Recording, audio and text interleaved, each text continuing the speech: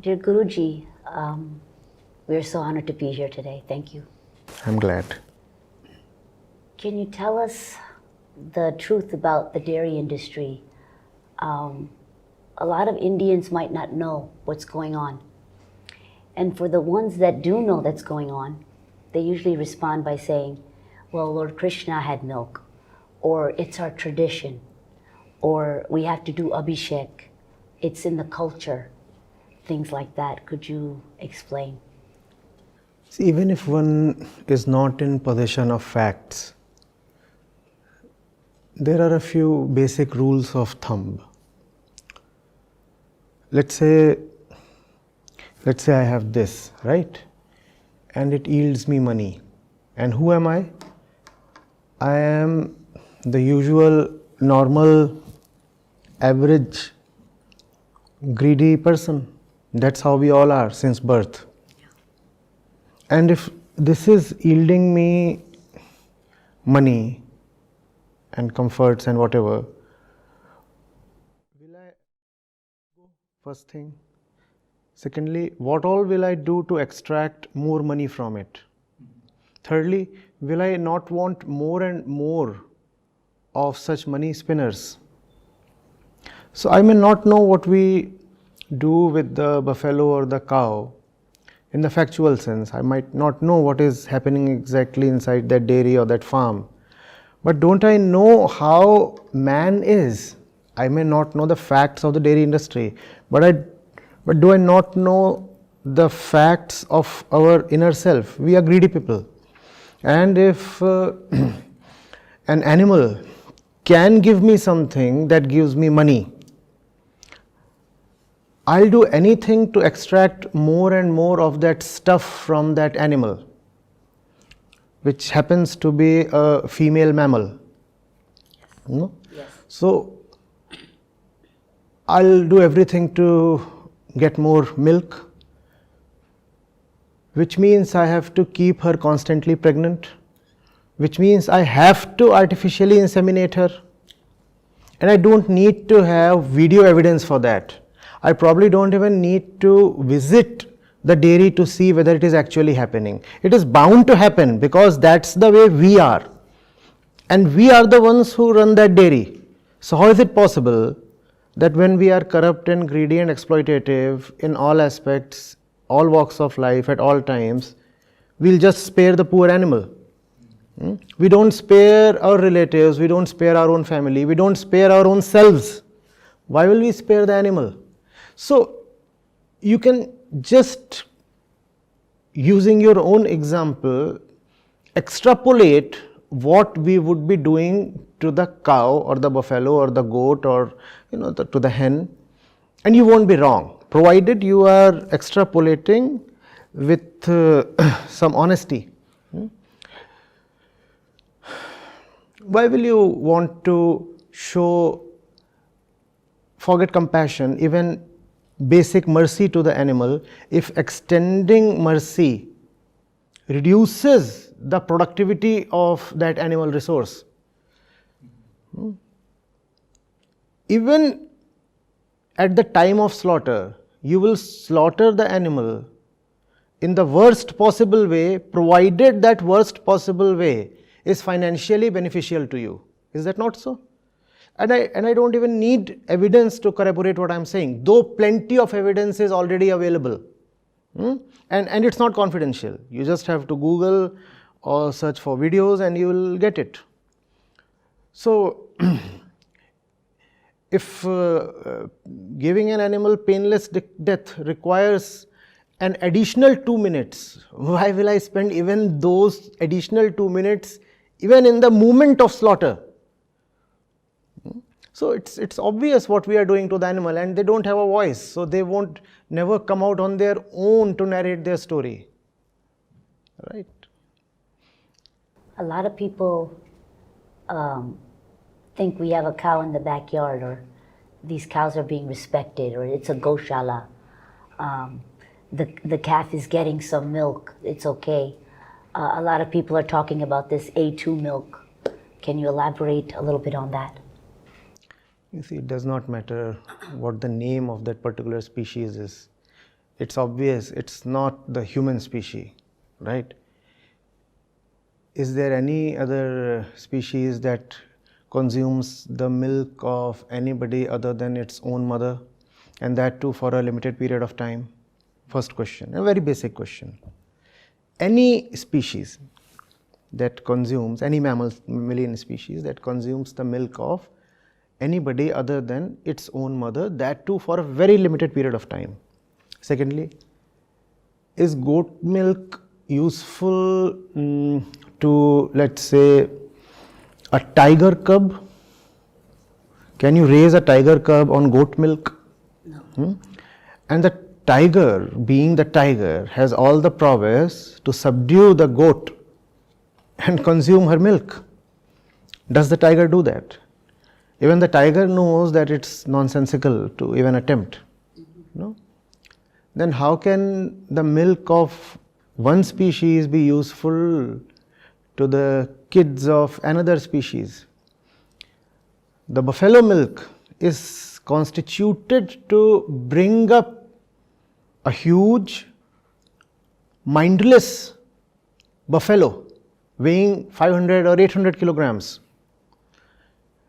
It is not a fluid designed by Prakriti to be useful to a human kid. It's obvious, no? Correct. That's the reason why buffalo milk is not the same as human milk. Else the two would have been the same.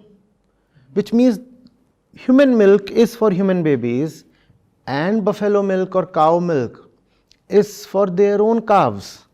You exchange the two, it won't be suitable. In fact, you just flip the example.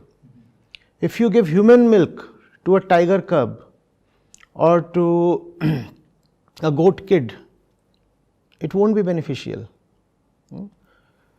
Now that was as far as kids go. But the thing is, we consume milk, we continue to consume milk long after we have ceased to be kids. What does a 40 or 60-year-old mean by consuming so much dairy? And I watched your well-made movie yesterday. There was this figure that Indians are consuming 350, 370 grams of milk per day, which is the highest in the world, or way above the global average. Now, what is a 50-year-old doing consuming so much dairy? You are not even a kid. First thing, you are not a kid. You don't even have the right enzymes in your body to process, to digest the milk protein. And then again, that milk that you are taking in is not coming from your own species, it's coming from somewhere else. So, just a little application of mine tells that it means nothing. It does not matter whether it's the milk of A2 or a goat or a yak or a camel, or doesn't matter. And I don't think I have answered all parts of your question. There was something else you added to the question.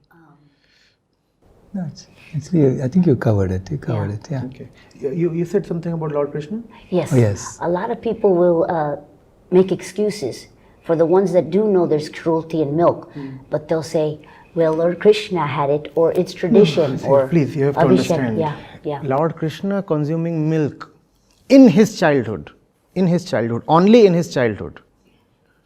Do you hear or read of him consuming milk after he was grown up? No. First question. Second thing, when you have an avatar, that avatar is constrained by the limits and conditions and conventions of his time and age. So he was born in a, or not really born, brought up in a clan of cow keepers, cattle rearers.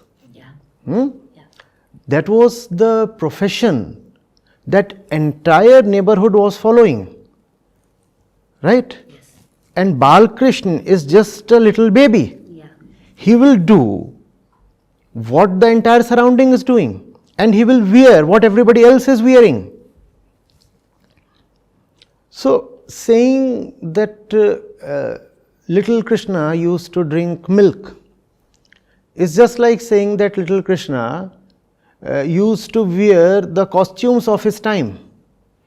Just as he is bound to wear the costumes of his time, similarly, as long as he is little, he is bound to follow the customs of his time.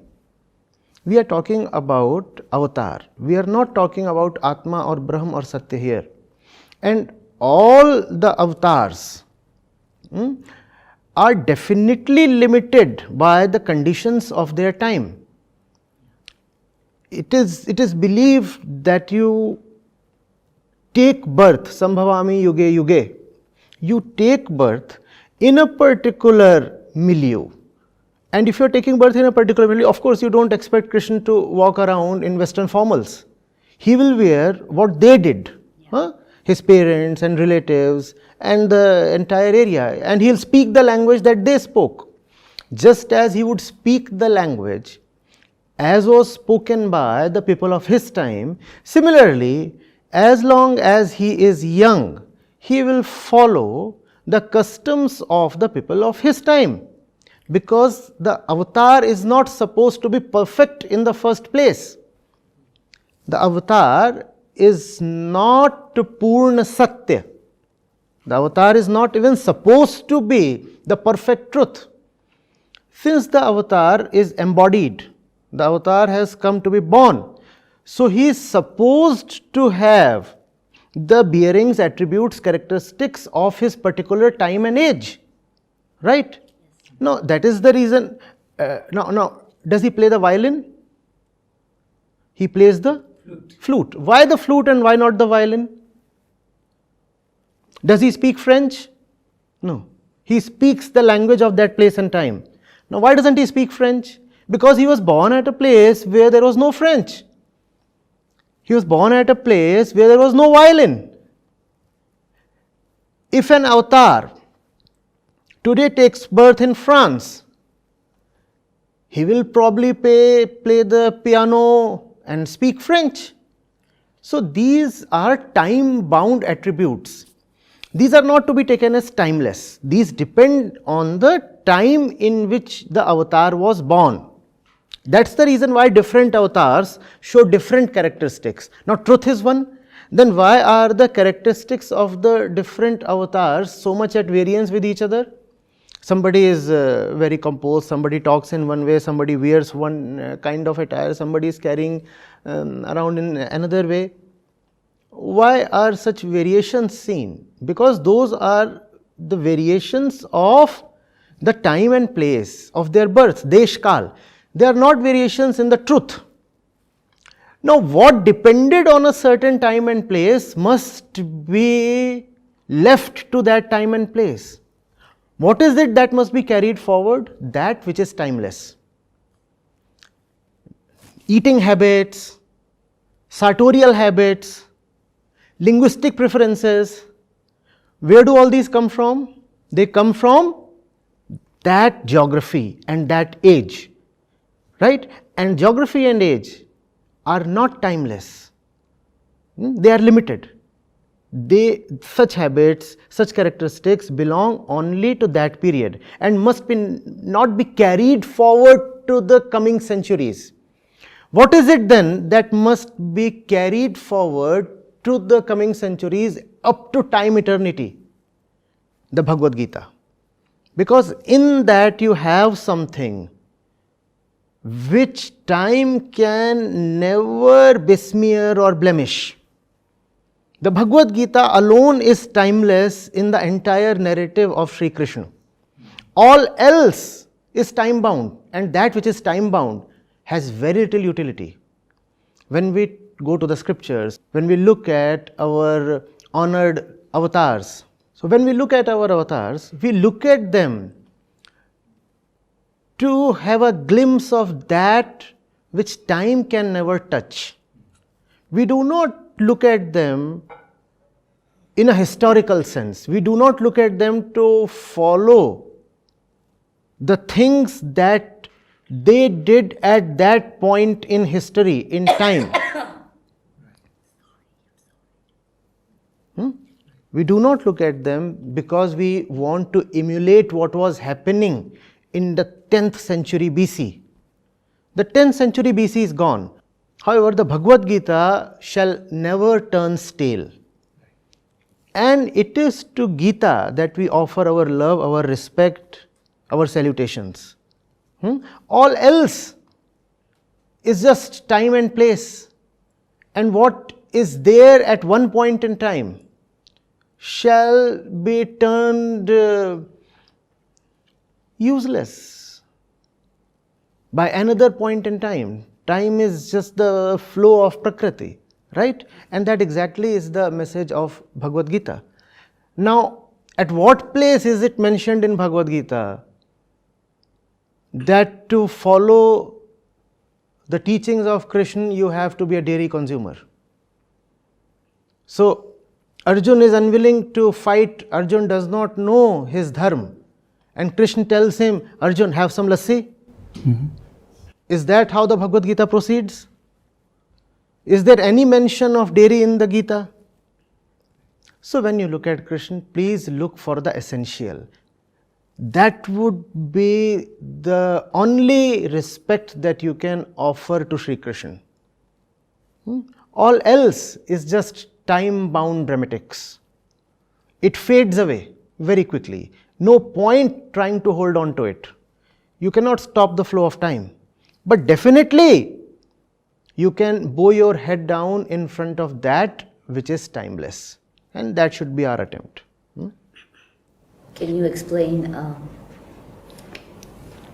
what a mother is going through with her calf is the same thing as Obviously, what, very what obviously. we're going through? Obviously, very obviously. But then first of all, we have to first admit that the human mother too, in her attachment to the child, is very much an animal.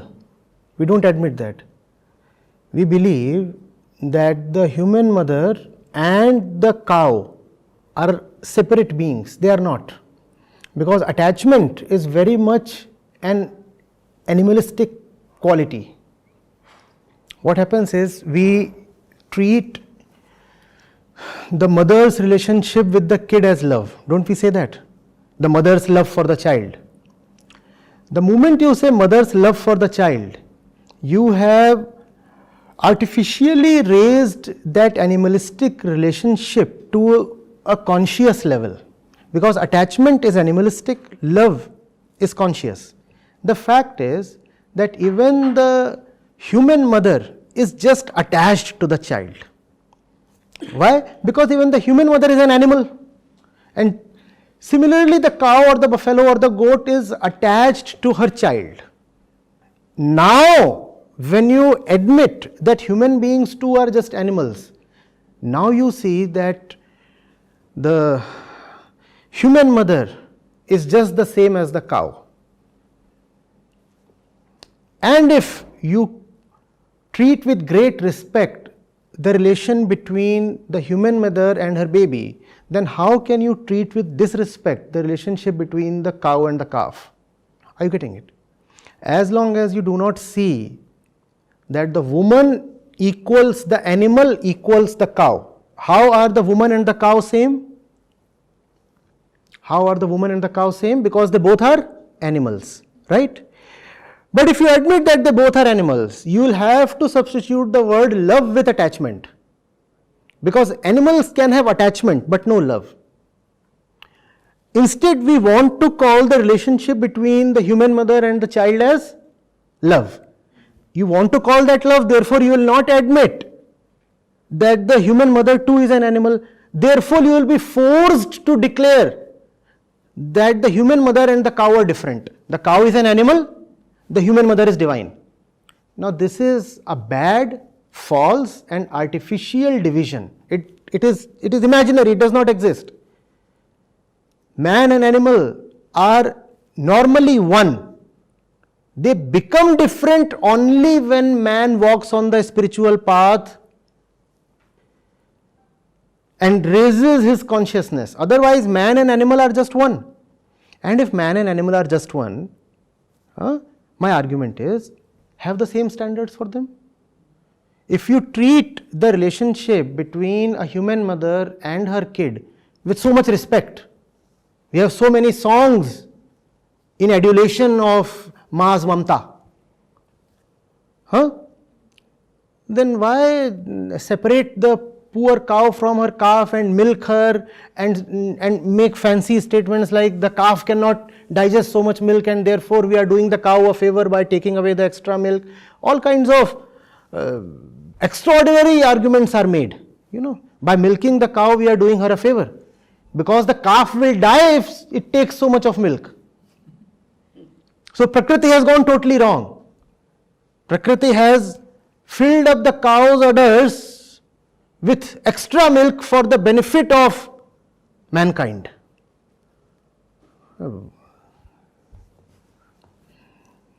Even the greatest poets will be belittled by such imaginative heights. Prakriti decided that man is my favorite kid. So for the sake of man, let me bless the cow with extra milk. Otherwise, how will man survive?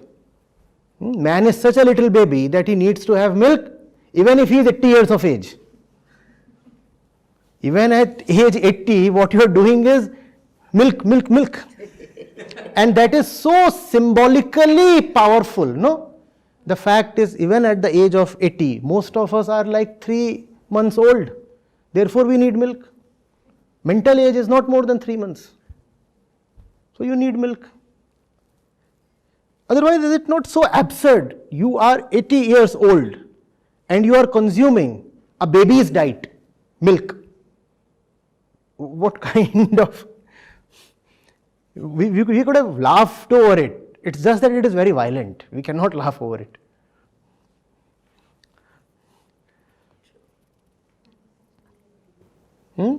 Man is such a little baby. Man is such a little baby that it must steal the food of actual babies.